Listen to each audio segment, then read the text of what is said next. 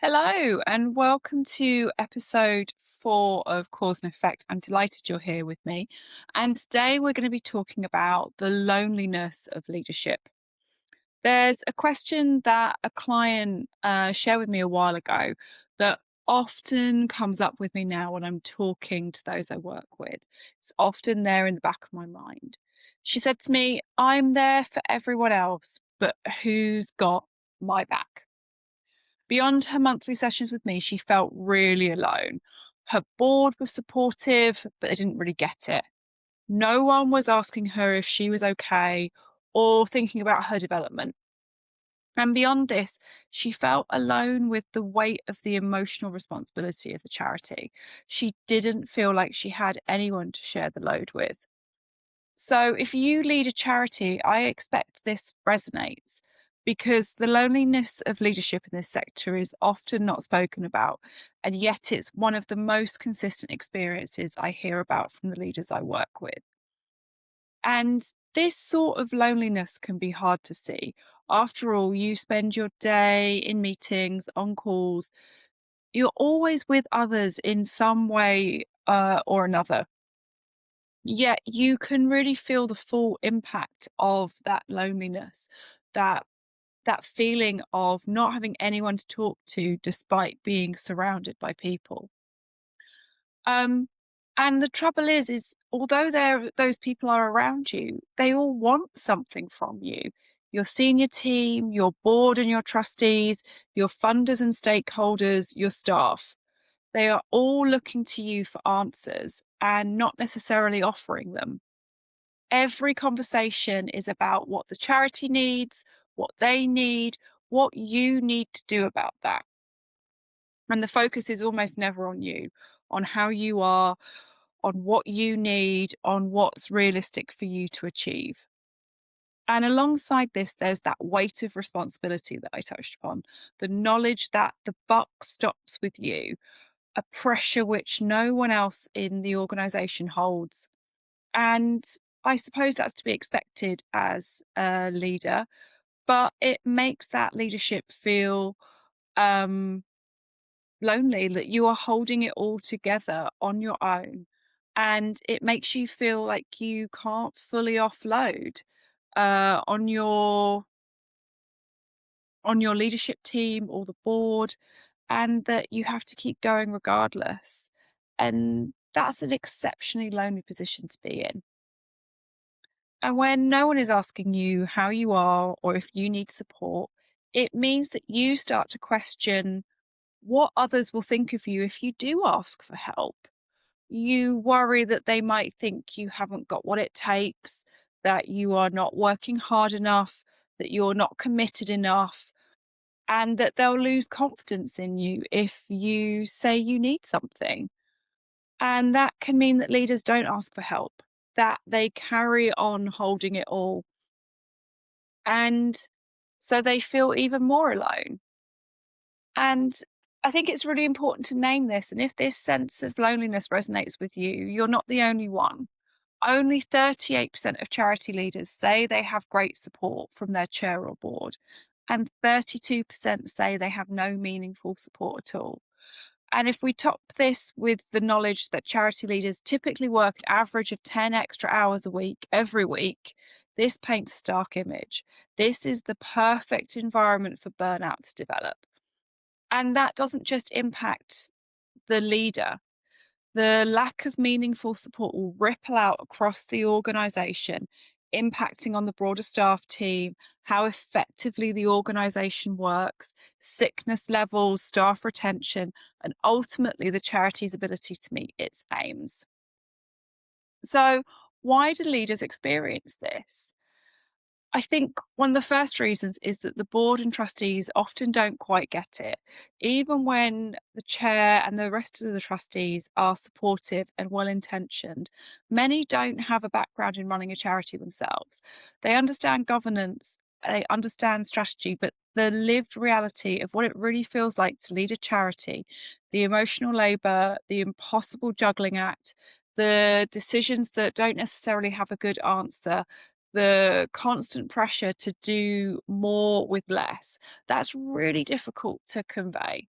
And when leaders do have one-to-ones, when there is support in place, the focus is typically on the charity's need, what the support the charity requires, not what the leader needs.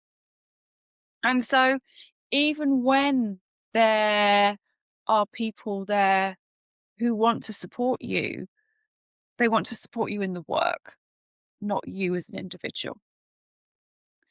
The second reason is a fear of being seen to not know. Many leaders worry that they're somehow not equipped or cut out for the job and that eventually they'll be found out, often despite significant evidence to the contrary. And this isn't surprising when many leaders don't have an induction, they don't have clear objectives, or the role is something other than what they were told it was.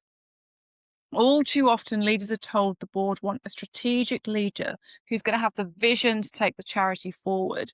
But the reality of what the CEO inherits is a charity where the basics need to be put in place first.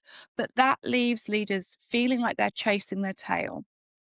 But because they're just expected to know what to do, asking for help means they risk being seen to not know what to do. So they keep on keeping on, juggling everything, working in a way which isn't sustainable for them. The third reason is that your senior team can't be your support, and you know that. You know that you're there to support them. And many of the things you carry, you simply can't share with them. And so you don't, obviously. And that boundary is necessary, but it often means that the people who are probably best able to understand the pressures you face can't support you through it. The fourth reason is the wider isolation. Peer support from other CEOs is priceless, but when you're stretched, when you have no time, that's the first thing to go. The coffee with a peer, finding time for networks or conferences, engaging with organizations like Acevo, all of it gets deprioritized in favor of the busyness of the day to day. But that makes the loneliness worse, which makes the work harder, which makes there feel like there's less time for connection, and it becomes a vicious cycle. And add to that the reluctance that most leaders have in terms of talking to their friends and family about work. You know, they don't want to overload them, they don't want to bore them or burden them, and they want to switch off when they're at home. This means that often it feels like there's no outlet outside of work either. And when we look at it like this, it's no wonder charity leaders can feel so alone. But there are things we can do. The ones I'm going to share aren't necessarily, or they're not quick fixes, but all of them can play a part in making you feel less alone. And they're worth considering how you can fit them into your working week or month. So the first step is to build connection within the organization beyond the work. Yes, there are things you can't talk about, but how many of your conversations are entirely focused on the challenges, finding solutions, supporting others, and just the day to day? How much of your time is focused on sharing and celebrating successes and achievements, including yours? And beyond that, how much time and space is there for just moments of genuine connection and warmth and humor and relationship building with your teams and your colleagues? These things often feel like nice to haves. There isn't time for those when you're all flat out. But actually, taking a little bit of time each week just to build connection and community within the organization will mean that you work more effectively together and will make you feel less alone. So, although you're not necessarily sharing the burdens with your colleagues, you don't feel so alone when you're surrounded by them. And that doesn't just help you, your culture needs community too. And it's worth investing time in deliberately, even if it starts small, even if it is check ins at the beginning of meetings around what you've all been up to, what your wins are, what your successes are. All of these small things will add up.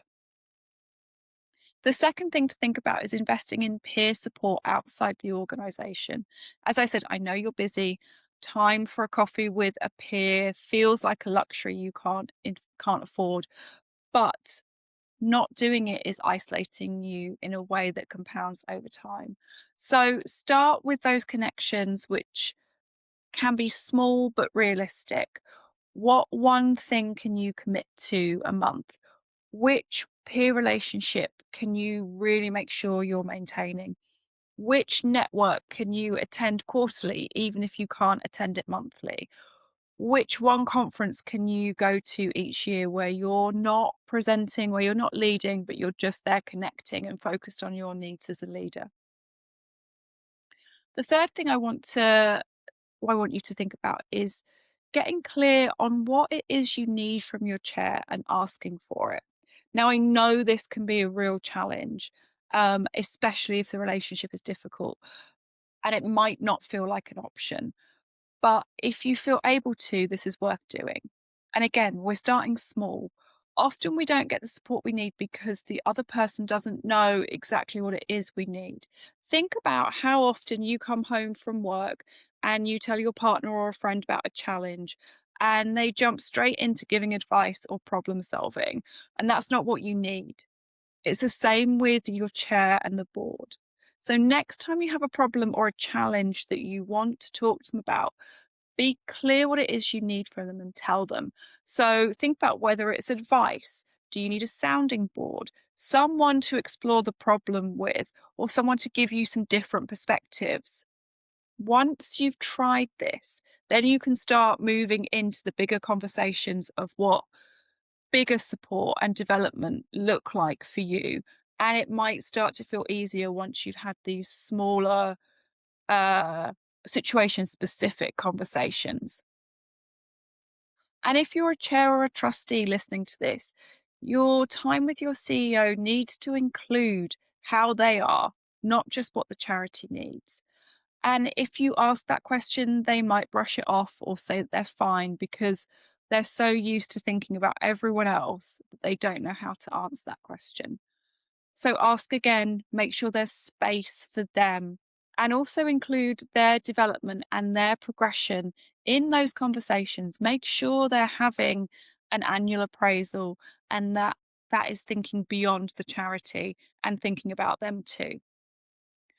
There also needs to be an honest conversation about what's realistic and sustainable for the leader, particularly in small charities where they're wearing all of the hats and filling structural gaps. Leaders will default to putting the charity first at their own expense, but that isn't sustainable for the charity either, because that's going to result in long term costs, burnout, sickness, and recruitment and retention issues when the leader finally reaches their limit. And those costs far outweigh the impact of slowing down the work to something that's more realistic and sustainable. Okay, our fourth thing to think about is considering specialist support. Regular skilled support, whether that's coaching, supervision, or a combination of those two, offers something that almost nothing else can: a confidential space where the focus is entirely on you as a leader, held by someone who understands the sector and who has no stake in what you decide. So, this is someone who isn't going to come with a judgment or an opinion or a view. They're going to give you the space to work out what you need to do. And that gives you an emotional distance from the challenges you can't share with the team. It helps you think more clearly about decisions you're carrying alone. It addresses the strategic and the personal in the same space. And for many leaders, it's the only conversation in their month where they're not the one doing the supporting. And this is the thing: loneliness of charity leadership doesn't have to be inevitable. It is the result of a sector that's normalised a model of leadership that is unsustainable, that asks its leaders to give everything and be available to everyone, and to ask for very little in return. That needs to change if we want a sector that has the kind of long term impact we know it can have. Okay, that's it for today. If you liked today's episode, please like and share it. And if you'd like to talk about what support could look like for you on a monthly basis, drop me a message and I'd love to help. I'll see you next week. Bye for now.